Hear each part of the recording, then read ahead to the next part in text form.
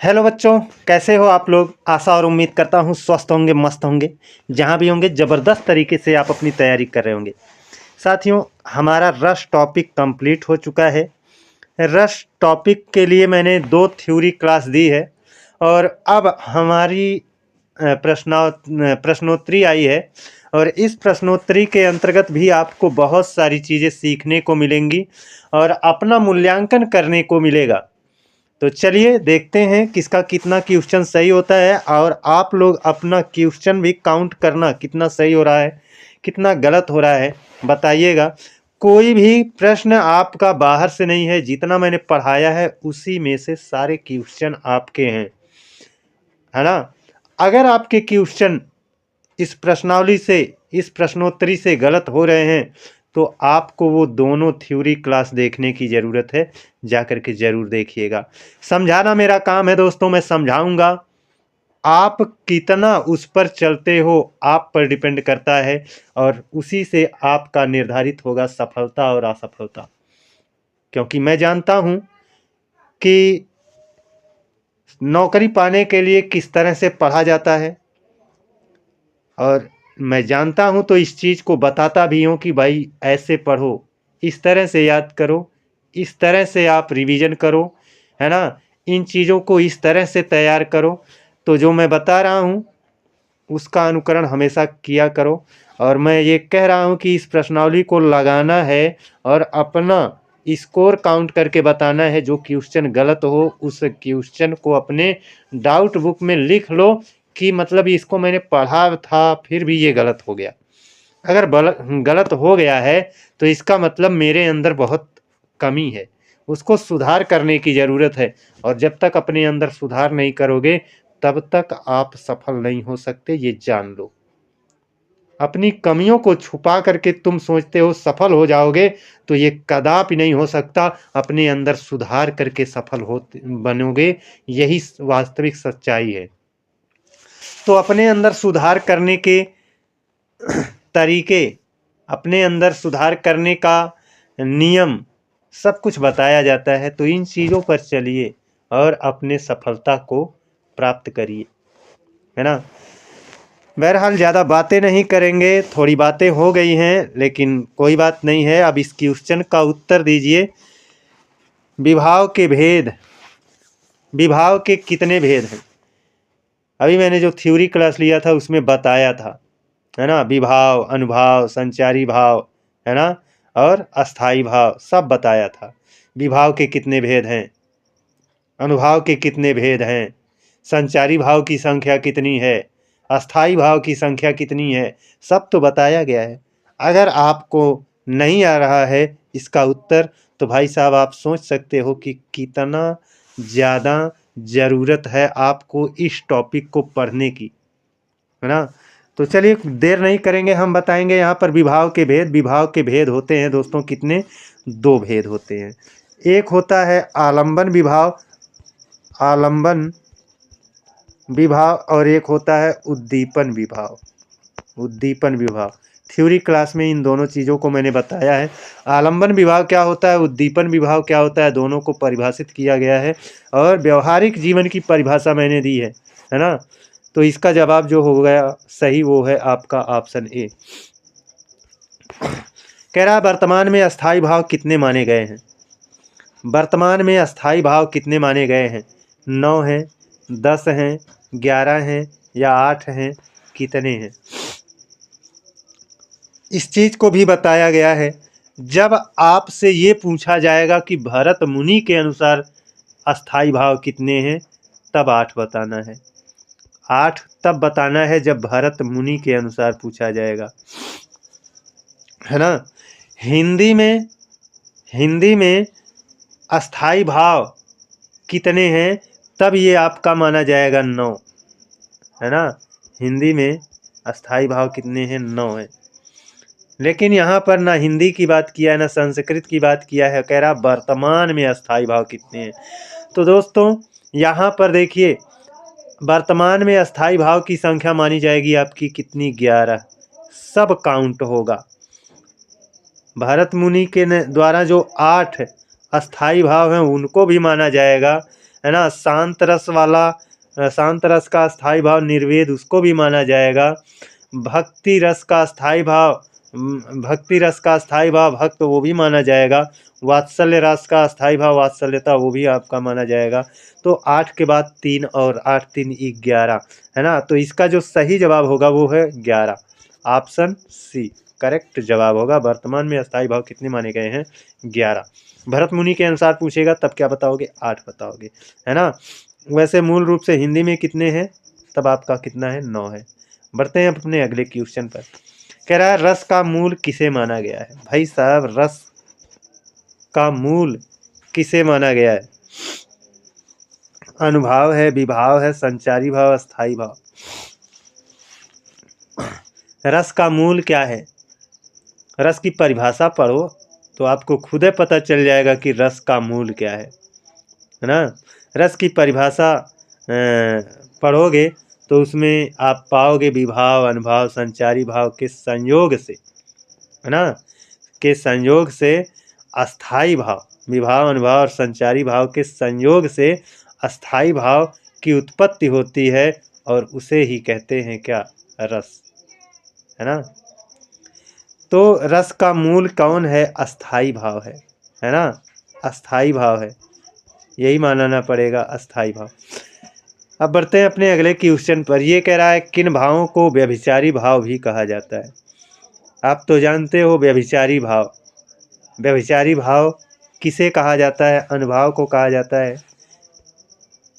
अनुभाव को कहा जाता है, या फिर विभाव को कहा जाता है, या संचारी भाव को कहा जाता है, या स्थायी भाव को कहा जाता है। बताया गया है उसमें, हमने थ्योरी क्लास में बता रखा है, व्यभिचारी भाव को ही संचारी भाव भी कहा जाता है। व्यभिचारी भाव को ही क्या कहा जाता है? संचारी भाव भी कहा जाता है। और इस व्यभिचारी भाव या संचारी भाव की संख्या कितनी मानी गई है? 33, है ना। और 34वां व्यभिचारी भाव या संचारी भाव कौन सा है? छल है ना, जिसको रीतकालीन कवि देव ने माना है ना। बढ़ते हैं अपने अगले क्वेश्चन पर। कह रहा निम्नलिखित में से कौन सा अनुभाव के 4 भेदों में नहीं है? भाई साहब, अनुभाव के 4 भेद होते हैं। जैसे अभी आप लोगों को हमने बताया विभाव, विभाव के कितने भेद होते हैं? 2, आलंबन विभाव, उद्दीपन विभाव। वैसे ही अनुभाव कहो है, जो आपका अनुभाव होता है ना, वो जो अनुभाव है, इस अनुभाव के 4 भेद होते हैं और इन चारों का नाम पूछा है।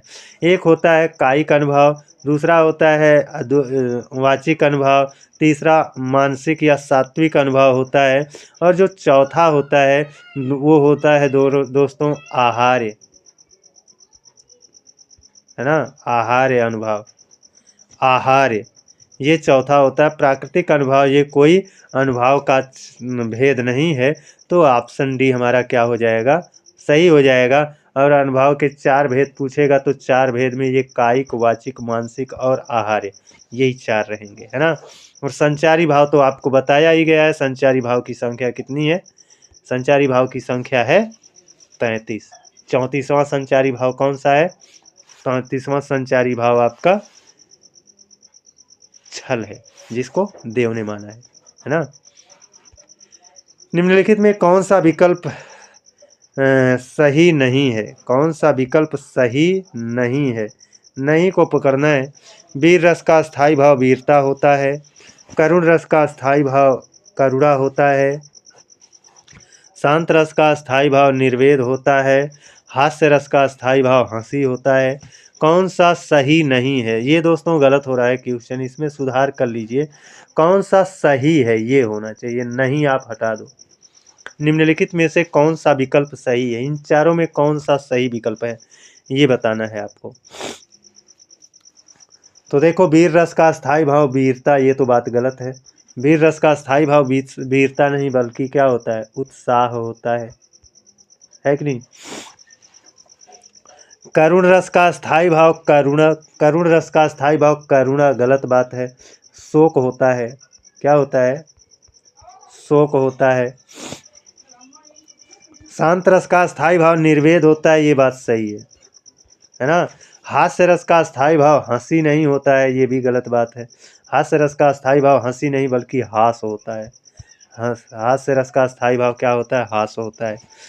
तो इसमें हमारा सी वाला विकल्प क्या था? सही था। बढ़ते हैं अपने अगले क्वेश्चन पर। कह रहा भरत मुनि के अनुसार रसों की संख्या कितनी है? भाई साहब अभी तो मैंने पीछे इस बात पर चर्चा की है, और इस पर चर्चा होने के बाद भी अगर जिन बच्चों का गलत हो रहा है ना, तब तो भाई आपको बहुत ज़्यादा ध्यान देने की ज़रूरत है ना। भरत मुनि के अनुसार रसों की संख्या कितनी है? 11 है, 10 है, 9 है, 8 है। तो 8 है। वर्तमान में रसों की संख्या कितनी है? तो वर्तमान में रसों की संख्या कितनी है? 11 है। और हिंदी में मान्य रसों की संख्या कितनी मानी जाएगी? 9, है ना। हिंदी में मान्य रसों की संख्या कितनी है? 9 मानी गई है ना। अब देखो यहाँ पर कह रहा है निम्नलिखित में से सही विकल्प का चयन करें। अस्थाई भाव जगाने का कारण विभाव कहलाता है। देखो अस्थाई भाव को जगाने वाला जो कारण होता है वो तो विभाव कहलाता है, ये बात सही है। हाँ, हर इंसान के अंदर अस्थाई भाव है, उस अस्थाई भाव को जगाने वाला जो कारण होता है ना, वही कहलाता है क्या? विभाव। फिर कह रहा अस्थाई भाव जगाने के बाद, है ना, जगाने के बाद व्यवहार को अनुभाव कहते हैं। बाद के व्यवहार को, यहाँ पर के जोड़ लो, ये भी सही है। अस्थाई भाव जगाने के बाद के व्यवहार को अनुभाव कहते हैं, ये बात सही है। विभाव, अनुभाव और संचारी भाव, है ना, विभाव, अनुभाव और संचारी भाव रस के प्रमुख घटक हैं, ये तो बात सही है। रस के 4 अंग हैं, विभाव, अनुभाव, संचारी भाव, अस्थाई भाव, है ना। विभाव, अनुभाव, संचारी भाव, अस्थाई भाव, ये 4 हैं। तो ये भी तीनों सही है, अर्थात चौथा वाला विकल्प हमारा सही होगा। सभी सही हैं। ऑप्शन डी हमारा क्या होगा? करेक्ट जवाब हो जाएगा। अब इसको देखें। कह रहा है बतरस लालच लाल की मुरली धरी लुकाए, सौह करे भौहन हंसे देन कहे नट जाए। बतरस लालच लाल की मुरली धरी लुकाए, सौह करे भौहन हंसे देन कहे नट जाए। तो ये जो आपका पंक्ति है, ये लाइन किसकी है? तो ये लाइन, सॉरी दोस्तों, ये जो लाइन है ना, ये किसकी है? ये आपका बिहारी की लाइन है। वही बिहारी जो गागर में सागर भरते हैं, है ना। इन दोनों लाइनों में भी उन्होंने सागर भी भर दिया है। और इन पंक्तियों में कौन सा रस है ये बताना है। भाई इन पंक्तियों का पहले अर्थ जान लो, उसके बाद आपको अर्थ जान लोगे तो उसके बाद आपको क्या है कि रस पता चल जाएगा, कौन सा रस, कौन सा आनंद मिल रहा है ना। तो देखिए यहाँ पर कह रहा बतरस लालच लाल की मुरली धरी लुकाए। बतरस, बतरस मतलब बातों का रस लेने के लिए, बतरस मतलब बातों का रस लेने के लालच में, लाल की, लाल मतलब कन्हैया की मुरली धरी लुकाए, कन्हैया की मुरली को चुरा लिया गया है। किसने चुराया होगा? राधा ने चुराया है। राधा कृष्ण से बात करना चाहती है, बात करके उन बातों का रस लेना चाहती है। तो उसी को कहा गया है बतरस लालच लाल की, बातों के रस को लेने के लालच में राधा ने श्री कृष्ण की बंसी को चुरा लिया है। और बंसी में तो कृष्ण का समझो जान बसता था, एक पल भी उस बंसी के बिना नहीं रह सकते थे। और ये बात राधा जानती थी, है ना। तो राधा जानती थी, तो इसीलिए तो उन्होंने चुराया है कि अभी वो कन्हैया छटपटाएगा, ढूंढेगा, और ढूंढते ढूंढते नहीं पाएगा, तब मुझसे पूछेगा और उसी बहाने मुझसे बात करेगा, है ना। सौह करे भौहन हंसे।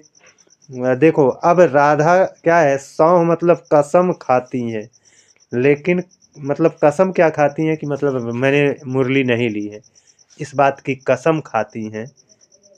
सौंह मतलब वही कसम खाती हैं, भौहन हंसे, लेकिन अपने मतलब लेकिन वो आंखों ही आंखों में हंसती भी है।